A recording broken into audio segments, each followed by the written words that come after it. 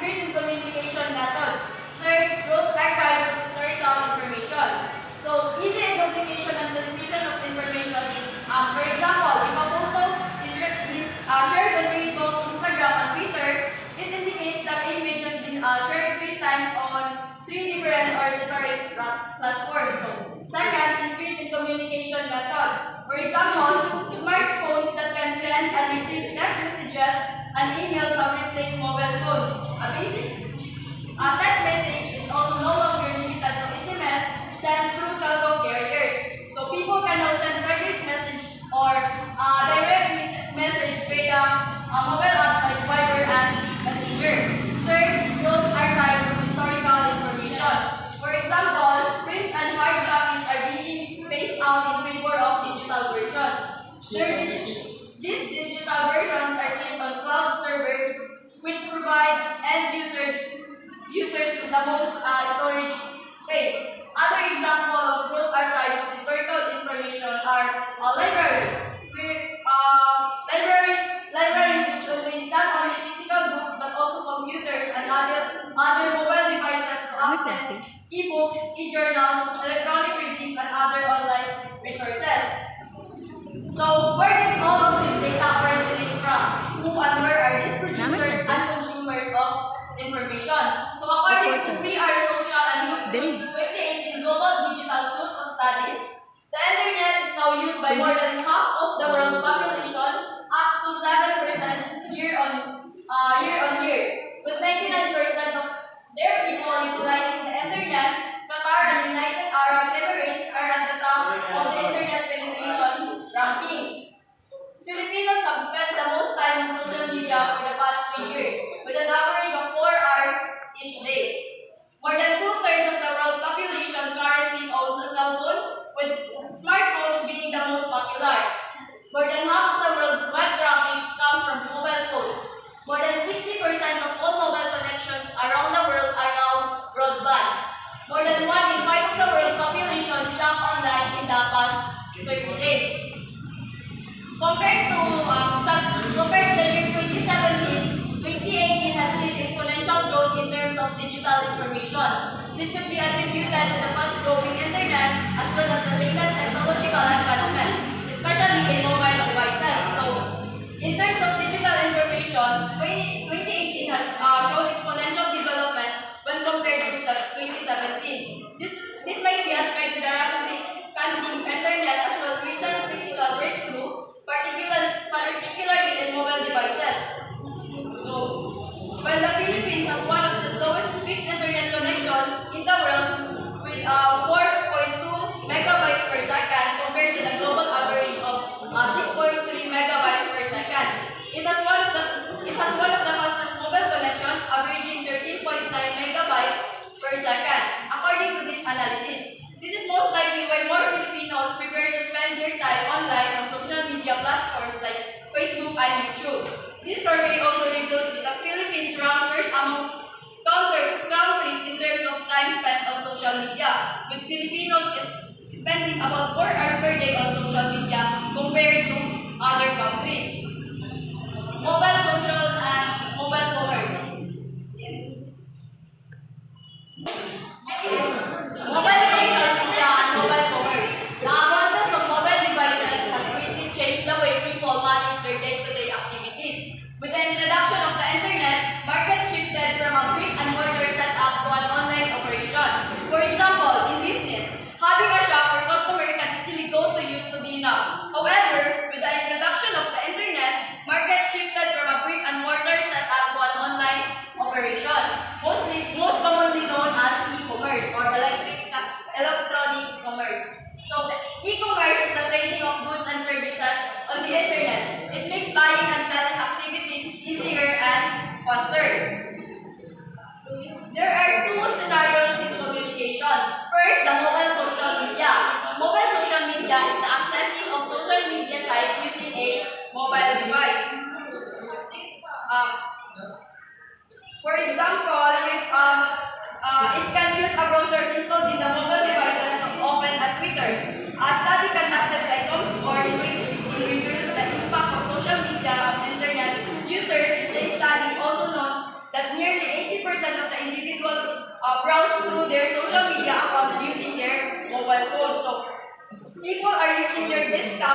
less and less in accessing websites. Mobile has grown so fast that it's now the leading digital platform with a total activity on smartphones and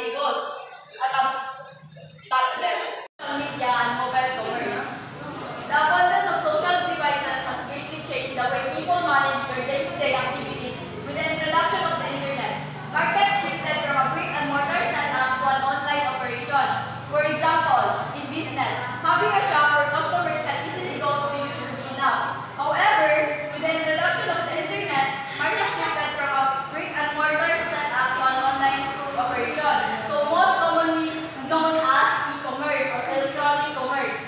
E-commerce is the trading of goods and services on the internet. It makes buying and selling activities easier, faster, and more efficient. So, e-commerce it is your bustling city center or brick and mortar shop translated into zeros and ones on the internet superhighway. So there are two scenarios in communication. First, the mobile social media, or it is the accessing of social media sites using a mobile devices.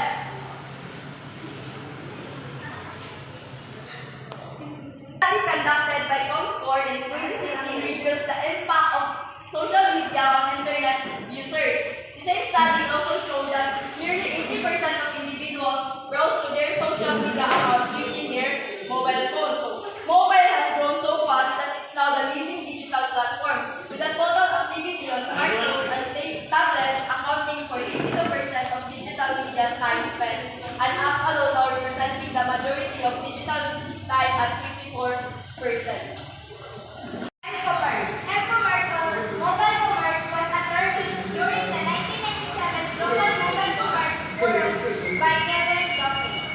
He described it as the delivery of electronic commerce capabilities directly into the consumer's hand, anywhere via wireless technology. The use of mobile devices has paved the way for data to be transmitted and received much faster without compromising security and scalability.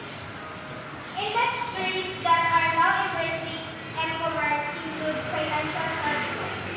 Banks have introduced online banking a few years ago. However, nowadays, majority of bank transactions such as money transfers, bill payments, and even stock portfolios and stock transactions can now be done using the bank's mobile app. Like for example, GCash, when it comes to money transfer, when it comes to GCash, and then BPI, online banking, and then etc. Next is mobile ticketing.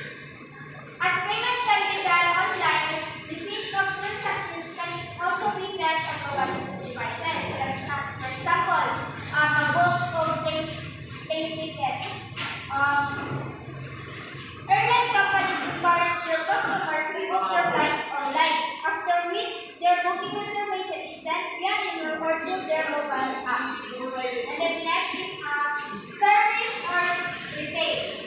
As consumers are now able to place and pay for orders using mobile devices, the e-commerce trend has shifted from desktop computers to mobile devices. So, like for example, on Shopee, pwede na ka and then next is information services. This includes the delivery of news, stock codes, sports figures, emergency reports, and weather and traffic updates to a single mobile device. So, Waze is an example of an application that delivers customized traffic information, which is based on a user's actual travel patterns. Uses geolocation to pinpoint the whereabouts of the user while on the move. So, information control.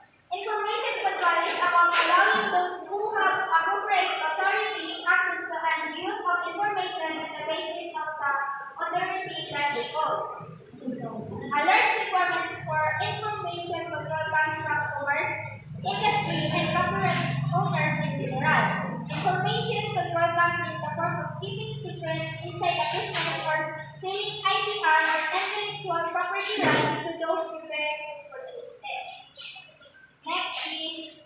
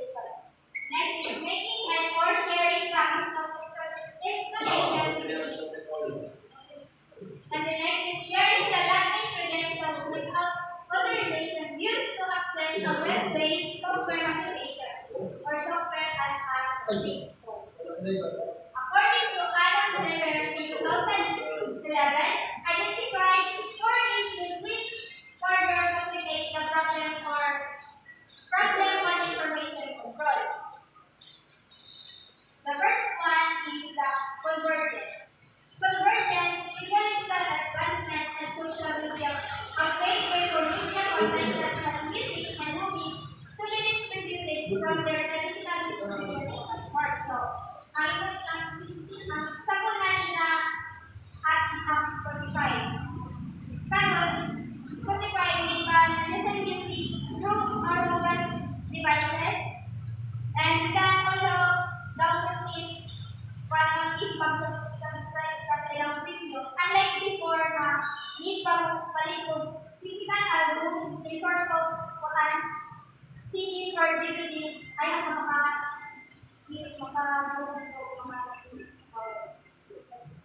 and then next is so according to HADA, this convergence of devices and networks has created issues instead of maintaining an effective information control policy. So the next issue is the scale. With technology and fast internet connectivity, viewers no longer need to wait days to watch the boring shows with subtitles.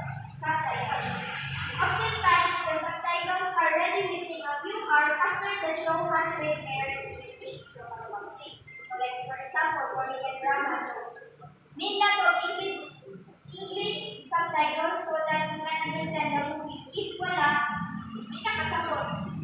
So, because of karon na modern, if ang movie is ma-release na karon within ilang ka minutes or hours, nanay English subtitles. Unlike before na mag-wait ka ilang ka weeks ay hapanay subtitles ng movie na English na karon. So, Ferrer in 2011 mentions that the scale of modern digital speech and content dissemination greatly complicates government efforts to control information flow. So the next issue is volume. So, nowadays, news and media outlets abound in print and online.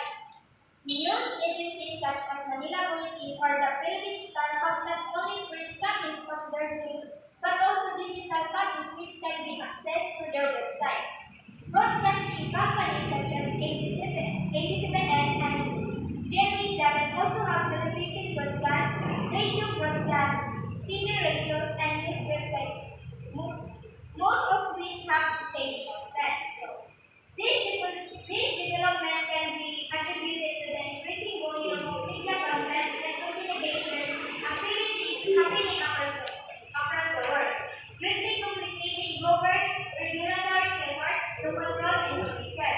And the last issue is the unprecedented individual empowerment. So, the popularity of social media such as Facebook, Twitter, and Instagram has made it possible for individuals to post anything they want. This also includes creation of blogs which have become mainstream media for individuals to showcase their talents, skills, and hobbies. So, this creates issues when it comes to content restriction as most people are doing this using their private accounts unless reported. This content will be difficult to report. Intellectual property, or IP, refers to a number of distinct types of intangible assets for which a set of exclusive rights are recognized. IP includes physical, literary, and artistic works such as Taylor Swift's new album, J.K. Rowling's new book, and the latest iPhone. However, IP is not just limited to these items. It can also include words, phrases, symbols, and even designs. IP is any creation or product of the human mind and may be expressed in the form of original ideas, expressions, and processes. Intellectual property rights, or IPR, are the rights given to a person over their creation. They usually give the creator an exclusive right over the use of his or her creation for a certain period of time. According to the Intellectual Property Code of the Philippines, or Republic Act number 8293 S 1998, IPR consists of the following. 1. Copyright and related rights. 2. Trademarks and service marks. 3. Geographic indications. 4. Industrial designs. 5. Patents. 6. Layout designs or topographies of integrated circuits or ICs. 7. Protection of undisclosed information. Copyright is a set of exclusive rights granted by state of the creator of the original work or their assigned for a limited period of time in exchange for public disclosure of the work, and includes the right to copy, distribute, and adopt the work. Copyright owners can license or permanently transfer or assign their exclusive rights to a patent. Digital rights, on the other hand, is the permission granted to individuals to legitimately perform actions involving the use of computer, etc. Digital rights management is used to describe the process by which the author or publisher of the work exerts his or her rights to control what the purchasing of the work title. The following are techniques designed to control access and reproduction of online information. The first one is encryption. It's the process of converting data or information in such a way that only authorized parties can understand. Number 2 is serial keys, also known as product key or a software key. It is a series of alphanumerical characters. Number 3 is scrambling. It's done to hide sensitive information from unauthorized users. And the last one is tag embedding. Similar to how pictures can include watermarks to denote information on the owner of the picture. So the next one is Data Privacy Act 10173. With all these pieces of information made available online, the possible problems such as situation may create countries have come up with ways to protect their data from malicious individuals who might use them for illegal purposes. The Philippines, with its booming IT industry, is no exception. Total IT spending reached $4.4 billion in 2016, and the sector is expected more than double of 2020. Filipinos are heavy social media users with 6.7 million Facebook users. Wi-Fi in major cities nationwide. To protect the privacy of Philippine citizens, Republic Act number 10173, also known as Data Privacy Act of 2012, was signed and approved by President Benigno Aquino III on August 15, 2012. The law defines sensitive personal information as being about an individual's race, ethnic origin, and marital status, age, color, and religious or political affiliations. About an individual's health, education, generic or sexual life of a person, or to any proceeding or any offense committed or alleged to have committed. Issued by government agencies peculiar or unique to an individual such as social security number and marked as classified by an executive order or an act of Congress. All processing of sensitive and personal information is prohibited except in certain circumstances. Exceptions are consent of the data subject, pursuant to law that does not require consent, necessity to protect the life and health of a person, necessity for medical treatment, and necessity to protect the lawful rights of data subjects in court proceedings, legal proceedings, and regulation. Digital data in the Philippines seem to be free-flowing, and the challenges of data privacy and security also keep on coming, so it's important for an organization to invest in good data security measures. On March 27, 2016, the Commission of Elections for Commonwealth website was hacked in a message posting regarding tighter security for the coming May 2016. The same day, another group of hackers had posted a link to what was claimed to be a Comellec's entire database. The file was 340 gigabytes was sent to locate voters and candidates information. According to security, Thread micro and hack contains huge amount of very sensitive personal data such as full names, email address, names of spouse, address, parents' name, and government ID members. It also includes fingerprints of 15.8 billion votes and passport numbers of 1.8 billion overseas Filipino voters. That makes the hack potentially the biggest government-related data breach in history. In January 2017, article from CNN Philippines has reported that the Comelec chairman Andres Bautista will face criminal charges regarding the data breach that has occurred last March 2016. Comelec and Bautista are said to have violated the Data Privacy Act of 2012. The National Privacy Commission said that organization failed as a personal information controller. NPC also underscored that the fact that data protection is more than the implementation of security measures. According to the law, the violation of Data Privacy Act due to negligence is punishable by 3 to 6 months imprisonment and a fine of 500,000 to 4 million. If a government official is proven guilty, this crime, he or she will